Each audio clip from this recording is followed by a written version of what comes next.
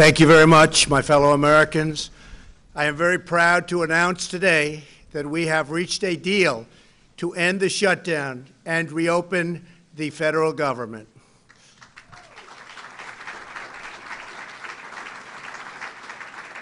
As everyone knows, I have a very powerful alternative, but I didn't want to use it at this time.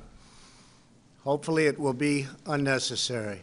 I want to thank all of the incredible federal workers and their amazing families who have shown such extraordinary devotion in the face of this recent hardship. You are fantastic people. You are incredible patriots.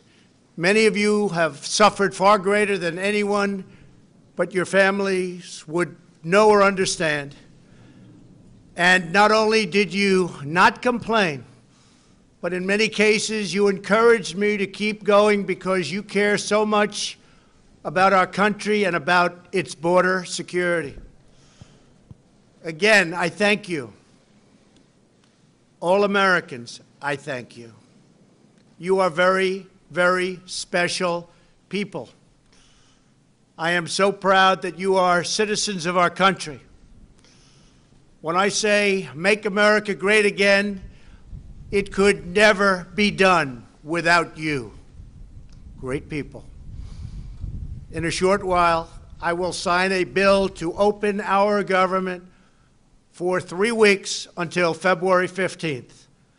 I will make sure that all employees receive their back pay very quickly or as soon as possible. It'll happen fast. I am asking Senate Majority Leader Mitch McConnell to put this proposal on the floor immediately. After 36 days of spirited debate and dialogue, I have seen and heard from enough Democrats and Republicans that they are willing to put partisanship aside, I think, and put the security of the American people first. I do believe they're going to do that. They have said they are for complete border security, and they have finally and fully acknowledged that having barriers, fencing, or walls, or whatever you want to call it, will be an important part of the solution. A bipartisan conference committee of House and Senate lawmakers and leaders will immediately begin reviewing the requests of our Homeland Security experts, and experts they are, and also law enforcement professionals who have worked with us so closely. We want to thank Border Patrol, ICE, and all law enforcement. Been incredible.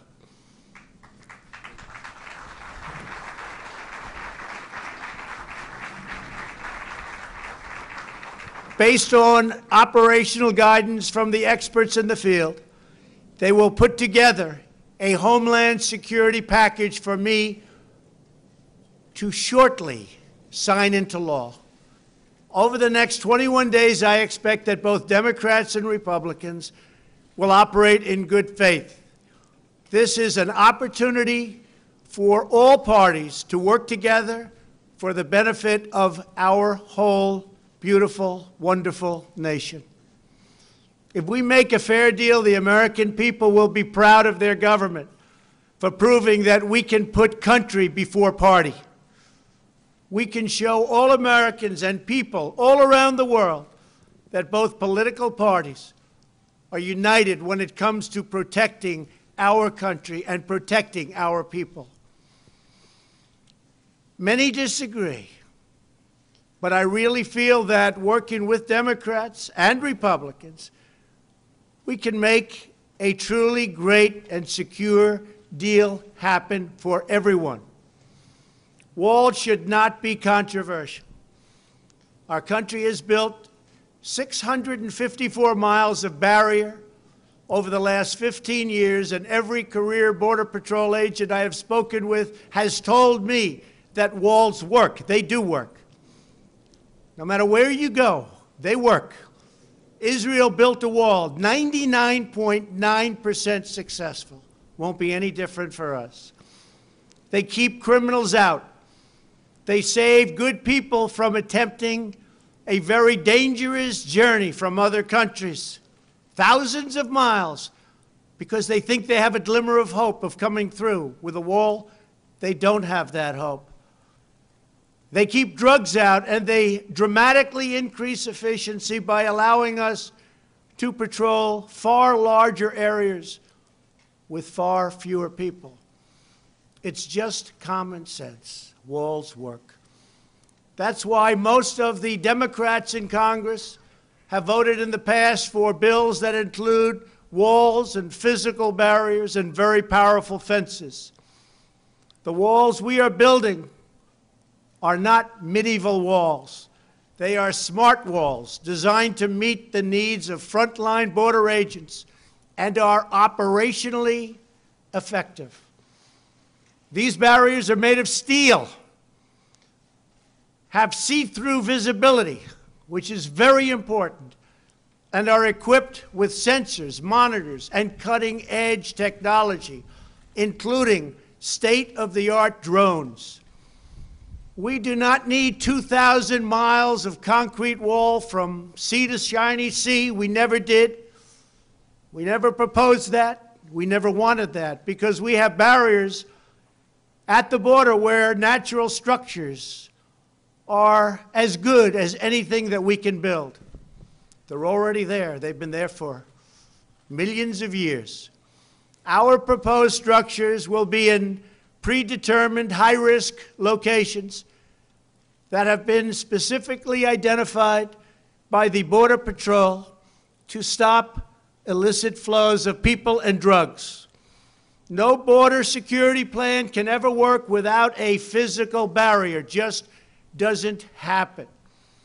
At the same time, we need to increase drug detection technology and manpower to modernize our ports of entry, which are obsolete.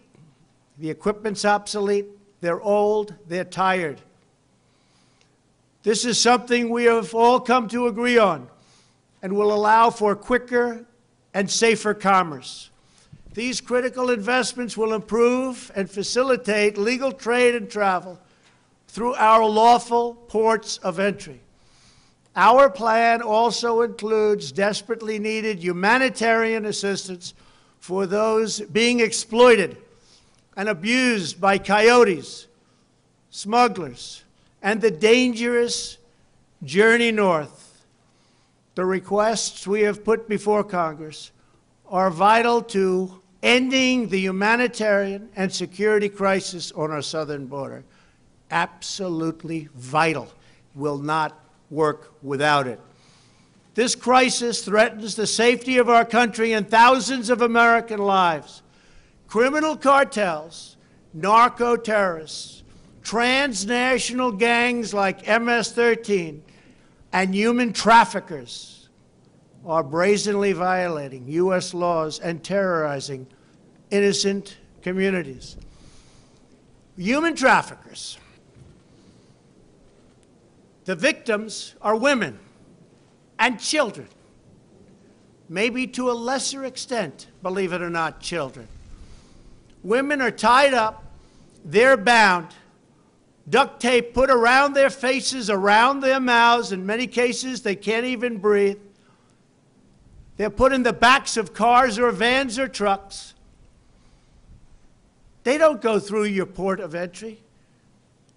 They make a right turn going very quickly. They go into the desert areas or whatever areas you can look at.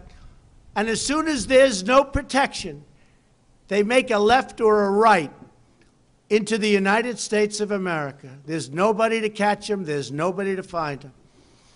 They can't come through the port, because if they come through the port, people will see 4 women sitting in a van with tape around their face and around their mouth. Can't have that. And that problem, because of the internet, is the biggest problem. It's never been like this before that you can imagine. It's at the worst level, human trafficking, in the history of the world. This is not a United States problem. This is a world problem. But they come through areas where they have no protection, where they have no steel barriers where they have no walls. And we can stop almost 100% of that.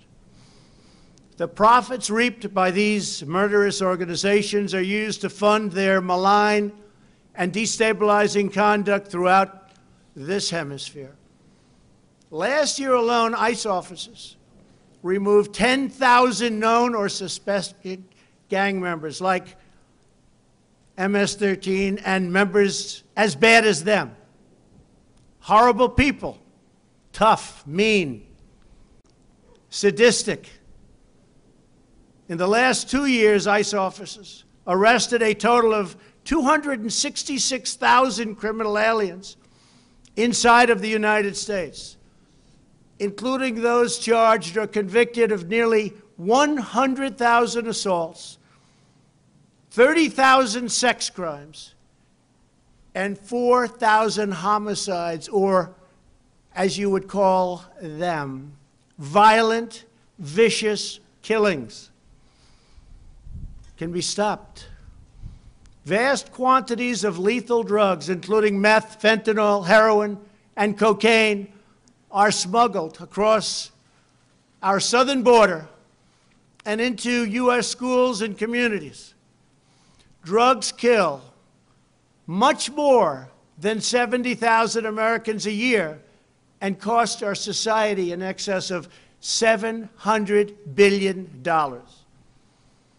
The sheer volume of illegal immigration has overwhelmed federal authorities and stretched our immigration system beyond the breaking point.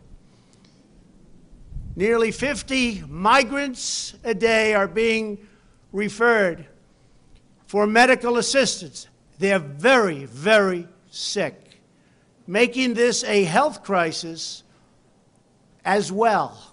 It's a very big health crisis. People have no idea how big it is unless you're there. Our backlog in the immigration courts is now far greater than the 800,000 cases that you've been hearing about over the last couple of years. Think of that, though. 800,000 cases because our laws are obsolete. So obsolete. They're the laughing stock all over the world. Our immigration laws, all over the world, they've been there for a long time, are the laughing stock all over the world. We do not have the necessary space or resources to detain, house, vet, screen, and safely process this tremendous influx of people. In short, we do not have control over who is entering our country, where they come from, who they are, why they are coming. The result for many years is a colossal danger to public safety. We're going to straighten it out. It's not hard. It's easy if given the resources. Last month was the third straight month in a row with 60,000 apprehensions on our southern border. Think of that. We apprehended 60,000 people. That's like a stadium full of people, a big stadium.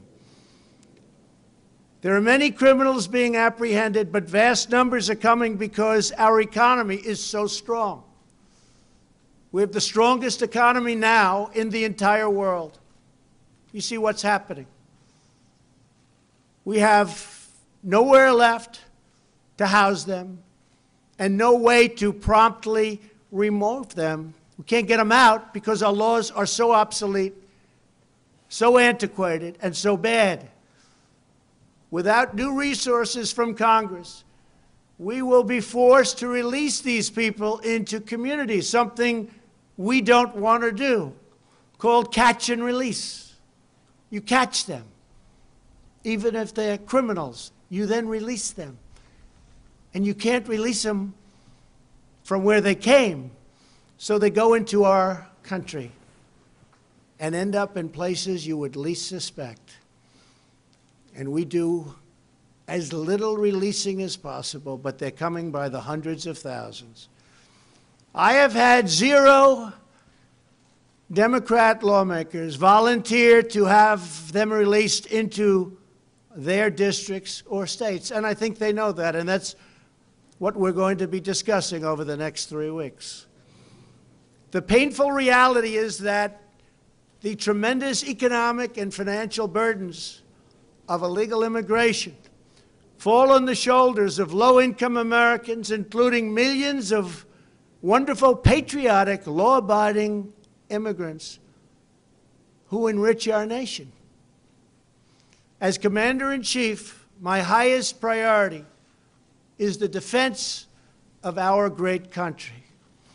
We cannot surrender operational control over the nation's borders to foreign cartels, traffickers, and smugglers. We want future Americans to come to our country legally and through a system based on merit. We need people to come to our country. We have great companies moving back into the United States.